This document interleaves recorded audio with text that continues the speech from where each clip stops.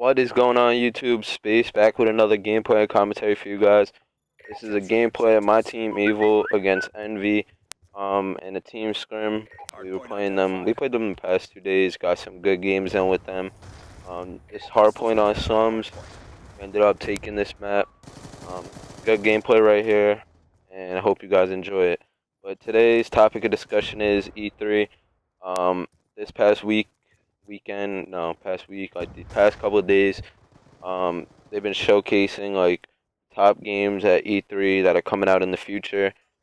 I know a couple of pro players went out to E3 to play Battlefield 4, I believe it was, and they had like a bunch of teams there, put teams together, and they just like play Battlefield 4. I believe it was Battlefield 4, and they got to check out all the new games.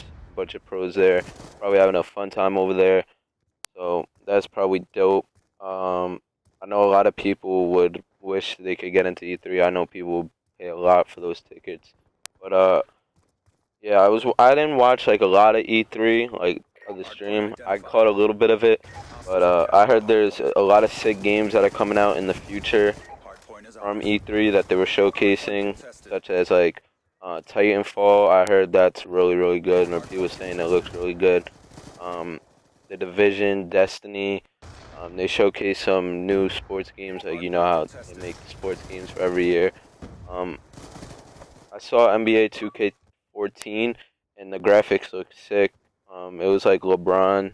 They were showcasing LeBron, and like he sounded like the actual LeBron, like LeBron James in real life, which I thought was sick, and had his own like special moves that he does in real life. So that looks sick. I'm a big fan of NBA. Also they were showing like FIFA, all the other games. I was watching the stream and I caught a sick game that looked dope to me. I think it was Watch Dogs. I think that's the name of it, and it was just like really sick. I like the way it looked. Um, Battlefield 4, of course. That Battlefield 4, I think, is gonna be definitely a sick game. You know, all the Battlefields are really good. It's like it's got the same COD feeling, but I feel like it's more like realistic, and it's kind of hard. But I, I feel like the thing with Battlefield is I'll be hooked to it for like a week, and then like I'll just give up on it. Like I don't really enjoy it for that long. Kind of like something that I just play to get a new feel of a different game. You know, like once you get tired of playing Call of Duty constantly. Um, Also, they showed Call of Duty Ghosts. Um, the new dog Riley. That's a new feature in there. There's like this dog that you could. I'm sure most of you watch the stream, but I'm just gonna let you guys know that missed it. What's up with the games and especially Call of Duty, because that was my main point of interest at E3. So I definitely made sure I caught that. And they weren't showing any multiplayer, but they were showing like season mode. And when they were showing like season and no multiplayer, people like you know how people are on Twitter. Like maybe one of you even said it too, but that's how it always is. They were only showing like season or like campaign mode. I guess yeah, it's called campaign. And, like people were saying that Infinity Ward only really cares about the story mode more than, well, not only cares, but they care more about story mode than multiplayer. And I could kind of agree with that, and I don't blame them because um, majority of the people buy it for the campaign and then play multiplayer as um, time goes on and they finish the campaign and whatnot. But it's been announced that COD Ghost is going to be supporting, and Infinity Ward's going to be supporting esports when Call of Duty Ghost comes out. Someone from Treyarch said it. I forgot who it was. I would look for the name right now, but I don't want to mess anything up. But one of the big heads from Infinity Ward said that COD Ghost will be supporting esports, and said that esports isn't going anywhere. So that's a big announcement for us, you know. Infinity Ward being a game that wasn't as supportive as Treyarch for us in the past. That's really big news, and hopefully they don't only just say that they're gonna support us, actually do it, because Black Ops 2, it's been great so far. Treyarch has been such an asset to our scene and helping us out grow, and like you could really tell like the numbers are just increasing in streams. Every player's like followers, subscribers, like scene's really becoming something great, and it could only grow from here on out as long as we have the support. So with CoD Ghost, well, a big head from CoD Ghost saying, or Treyarch saying that it's going to be supporting esports, that's amazing news for us, and I'm happy to hear that. But back to CoD Ghost, the graphics look sick. The story mode's sick. Like, there was some underwater mission they were going through, and you were shooting underwater. It looked cool as hell. Also, the dog Riley, that looks like a sick ass feature. And as soon as I said dog, my dog starts barking. But yeah, I can't wait for COD Ghost. Black Ops 2 is amazing right now, but you know how it is with when we hear that every new Call of Duty's coming out.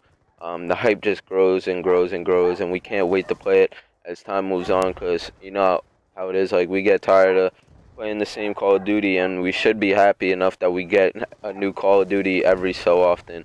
So can't wait for COD Ghost. Definitely gonna be a sick game.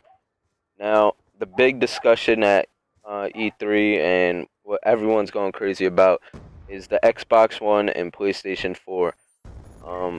Honestly, from my own opinions and from the past, I feel like PlayStation, I'm not saying PlayStation 4 and Xbox One, but this is just from past consoles of PlayStation, well, Sony and Microsoft, and like from Xboxes and PlayStations, because I owned every system possible probably, like, because my older brother, he's like 21 now, he's about to turn 21, and he's the one that got me into gaming. You know, we always had consoles, like, ever since he was a baby, and I just grew up into it. And, you know, I had the PlayStation 1, even had like the Sega Dreamcast and all that stuff, like, because my brother was older than me, he grew up in that era when video games were built on that. But I went through the phases of PlayStation 1, PlayStation 2, the first Xbox 360. Like, I got to see all the systems possible pretty much. So, from my own experiences, this is just what I'm gonna say from the past. I feel like Xbox is more of a multiplayer kind of game. Like PlayStation, the only thing that I didn't really like about PlayStation when it was on the circuit, this might seem like a dumb reason, but they have party mode, and like I really enjoy party mode on Xbox because you could be playing like a sports game while your like other friends or teammates that you play Call of Duty with are on Call of Duty, and you could all just chill and hang out. But on PlayStation, you had to be in the same game lobby to talk to each other, which I think was kind of not enjoyable to me. So that's like the main part that I enjoy Xbox more, and the controller. You know, I really enjoy the Xbox controller more. I like the PlayStation sticks, but the PlayStation controller is too small to me. I did start playing competitively on PlayStation with my brother, because he's a big PlayStation fanatic. He swears PlayStation's better than Xbox. So that's where I started on. But then I came to Xbox, and I've just been hooked on it since. But everyone's talking about how the Xbox is like restricting how you have to once you buy the game and put it in your Xbox, it's registered on yours. So no more sharing games with your friends, no more renting games, which seems very money hungry by Microsoft, I'll say myself, and everyone else is agreeing with it as well. Also, they're charging the Xbox is $100 more than the PlayStation. You know, that's not like a matter to me. I love video games. It's a decent price, 500 for an all-in-one entertainment system. I think that's fair, and I'll pay that price.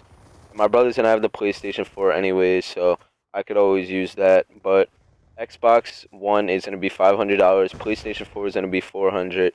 And I didn't really get into much detail about both consoles, but I've heard that in the press conference, like Sony had their own press conference, and so did Microsoft.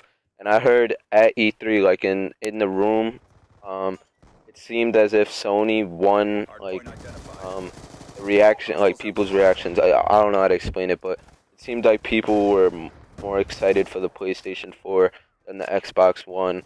So, like I said, only time could tell what system's gonna be better, and I'm sure since PlayStation 4 won the press conference or whatever it's called, that Xbox One is gonna be making a lot of adjustments to the console, and hopefully they open up some restrictions that they have, like borrowing games and stuff.